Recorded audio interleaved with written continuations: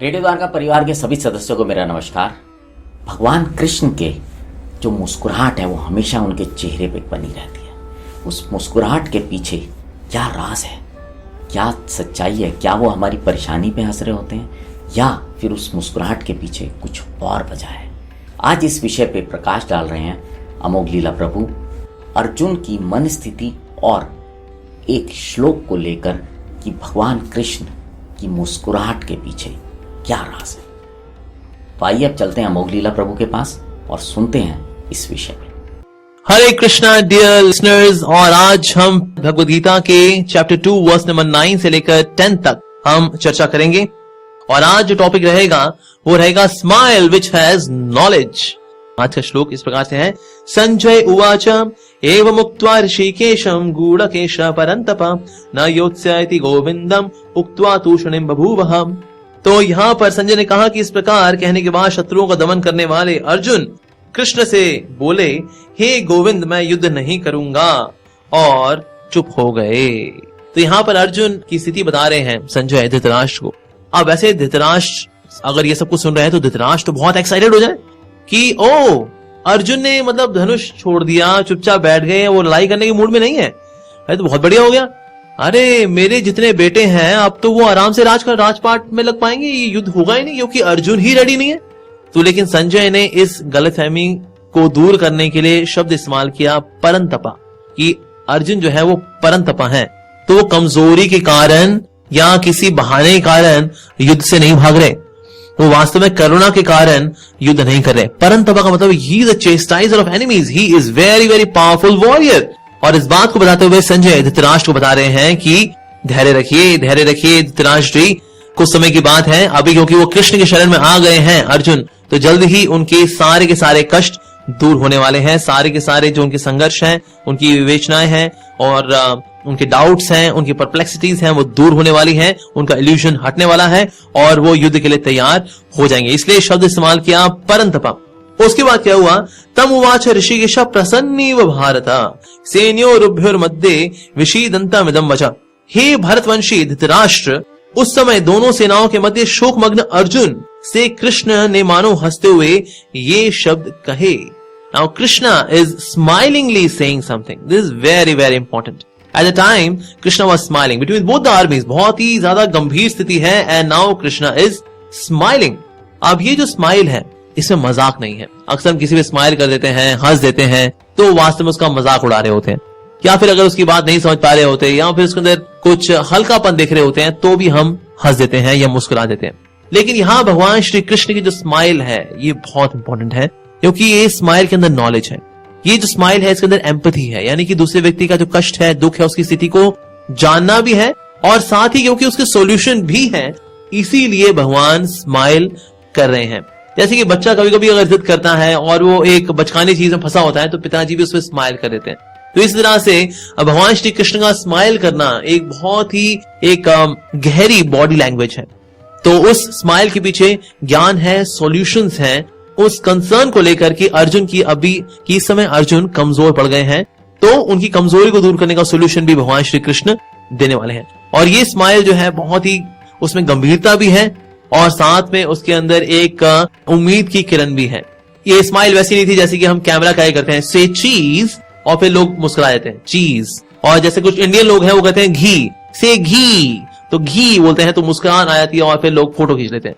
तो इस प्रकार की नकली मुस्कान नहीं, ये एक बड़ी सब्सटैंशियल मुस्कान है जो कि भगवान श्री कृष्ण इस समय अर्जुन के सामने दिखा रहे हैं। तो व्यक्ति गंभीर होते हुए भी मुस्कुरा सकता है। कुछ लोग लगता है कि अगर गंभीर होना हुआ, गंभीर का मतलब है कभी व्यक्ति मुस्कुराएगा नहीं, जो मुस्कुराने वाला व्यक्ति है वो गंभीर नहीं हो सकता और जो गंभीर व्यक्ति है वो कभी मुस्कुराता नहीं है। एक बार his divine grace A C Bhaktivedanta Swami Prabhupada, the founder acharya of International Society for Krishna Consciousness, एक बार वो लेक्चर दे रहे थे और उन्होंने कहा कि जो डिवोटी होता है, भगवान का भक्त होता है, वो बड़ा ही गंभीर होता है। तो एक शिष्य ने सुना लेक्चर में, जो शिष्य होता है, जो भगवान का भक्त होता है, बड़ा गंभीर होता है, तो उसने उसके बाद वो गुमसुम सा हो गया और उसने मुस्कुराना बंद कर दिया। तो श्रील प्रभुपाद जो उससे लेक्चर के बाद उसके बाद जब उससे मिले तो उन्होंने देखा कि ये तो बड़ा गंभीर है, मुस्कुरा नहीं रहा, क्या हो गया, बड़ा ऐसे इसने बड़ा गुस्सैल सा कड़वा सा मुंह बनाया हुआ है, क्या हो गया इसको। तो प्रभुपाद जी ने उससे पूछा कि क्या हो गया, तुम ऐसे क्यों मुंह बना के खड़े हो।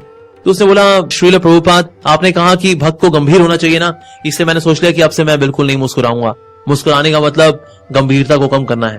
तो श्रील प्रभुपाद हंस दिए। उन्होंने कहा कि गंभीरता का मतलब है कि हमें आत्म साक्षात्कार या फिर स्पिरिचुअल एक्टिविटीज को करते हुए बहुत सीरियस रहना चाहिए, उनको बहुत सीरियसली करना चाहिए, उनकी इंपॉर्टेंस को जानते हुए उनको करना चाहिए। पर इसका मतलब ये नहीं है कि भक्त कभी मुस्कुराता नहीं है। तो भक्त जब मुस्कुराता है, भक्त के पास नॉलेज भी होती है और वो जानता है कि उसको कहाँ मुस्कुराना है और कितना मुस्कुराना है, और उस मुस्कान के पीछे नॉलेज होती है, ज्ञान होता है, भक्ति की भावना होती है।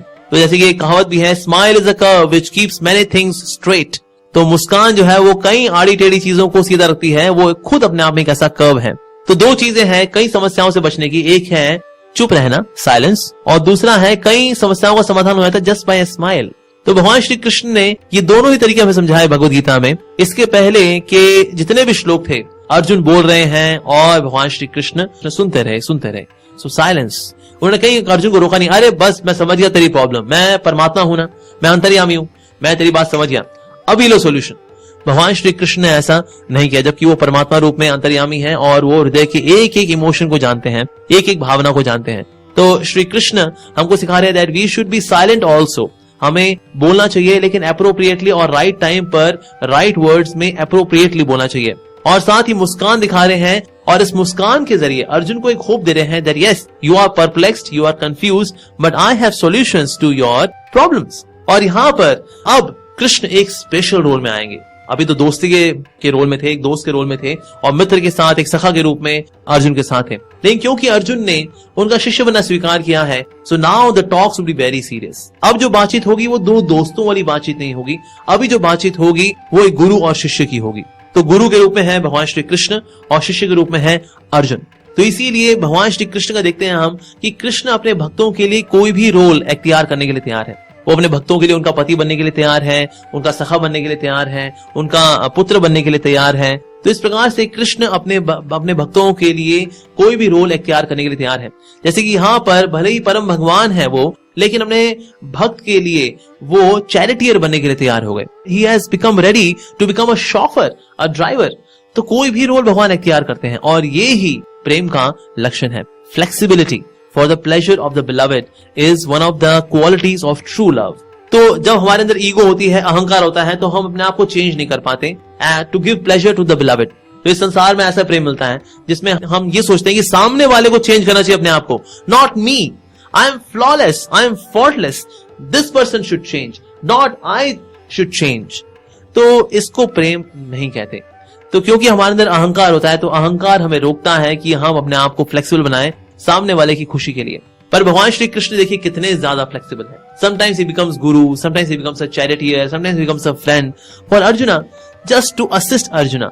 तो अर्जुन की सहायता करने के लिए या किसी भी भक्त की सहायता करने के लिए भगवान कोई भी रोल लेने के लिए तैयार है, जबकि उनकी इतनी ऊंची स्थिति है, सबसे ऊंची स्थिति है भगवान की, उनसे ऊंचा तो कोई है नहीं, लेकिन वो गाइड करने के लिए और हेल्प करने के लिए कोई भी रोल करने के लिए तैयार है और इख्तियार करते हैं, इसीलिए स्वीकार करते हैं, इसीलिए ताकि अपने भक्तों की वो सेवा कर सकें। तो भगवान के भक्त भगवान की सेवा करना चाहते हैं और भगवान अपने भक्तों की सेवा करना चाहते हैं। So here we see a true symptom of love, which is flexibility for the pleasure of beloved. So now Krishna is taking the role of guru. अब इसके बाद जितने भी श्लोक भगवान श्री कृष्ण बोलेंगे अर्जुन को, वो गुरु के रोल में बोलेंगे। इसके पहले के जो श्लोक थे उसमें गुरु के रोल में नहीं थे, सखा के रूप में थे कि ठीक है, जहां पर अर्जुन ने कुछ बोला, कृष्ण ने सुना और फिर उसके बाद उनका कहना मान के वो कार्य किया। But now Krishna will take the role of Guru as well. Adi Guru, the original Guru, the source of all potencies in all the genuine Gurus is coming from Krishna. So Krishna जो है अभी एक गुरु का role इख्तियार करेंगे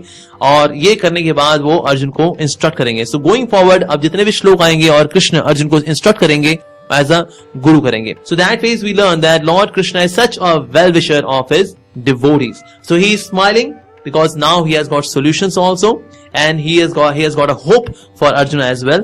तो यहाँ पर कृष्ण अर्जुन को गाइड करने के लिए पूरी तरह से तैयार है। और संजय ने भी परंतपा शब्द का इस्तेमाल किया है कि क्योंकि अर्जुन कृष्ण की शरण में आ गए हैं तो बहुत जल्दी उनकी सारी कंफ्यूजन दूर हो जाएंगी and he will be back with all confidence and he will be fighting against the Kauravas and would certainly be victorious. So thank you all very much for listening. Hare Krishna.